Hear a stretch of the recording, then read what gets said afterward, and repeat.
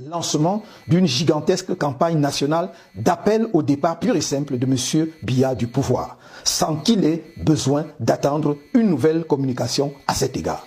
Le peuple camerounais n'entend plus être l'otage d'un homme et de son régime. M. Paul Biya ne voit dans le pouvoir qu'une aubaine lui permettant de s'occuper de sa propre personne et d'une cohorte d'obligés sans foi ni loi. Camerounaises, Camerounais, notre combat face à la dictature du régime en place s'achemine vers sa phase critique. Sachez que, malgré le caractère essentiellement pacifique de notre lutte pour la liberté et le développement de notre pays, le régime va, une fois de plus, recourir à la terreur et à la barbarie judiciaire.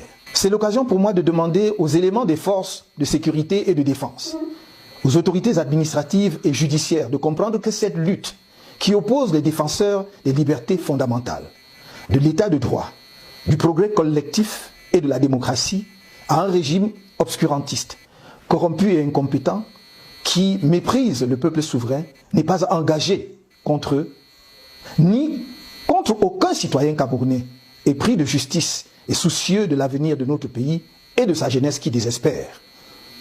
C'est notre devoir commun, le vôtre et le nôtre, de donner à cette jeunesse une chance et d'assurer au Cameroun le rayonnement international qu'il mérite. Camerounaises, Camerounais, le devoir patriotique nous appelle. Nul ne devra manquer à cet appel. Nous devons faire preuve de détermination et de courage, tout comme nous devons faire preuve de discipline, de responsabilité et de solidarité dans cette dernière phase du combat pour la démocratie, le respect de la dignité humaine et le progrès partagé. Comme je n'ai cessé de dire, nous voulons nous sortir de la dictature du régime qui étouffe notre pays par la lutte pacifique.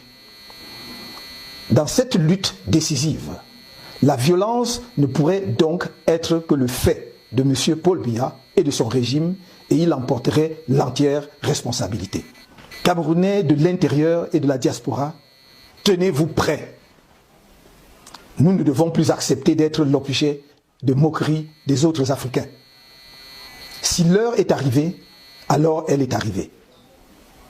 Je ne vous trahirai pas. Que Dieu bénisse le Cameroun.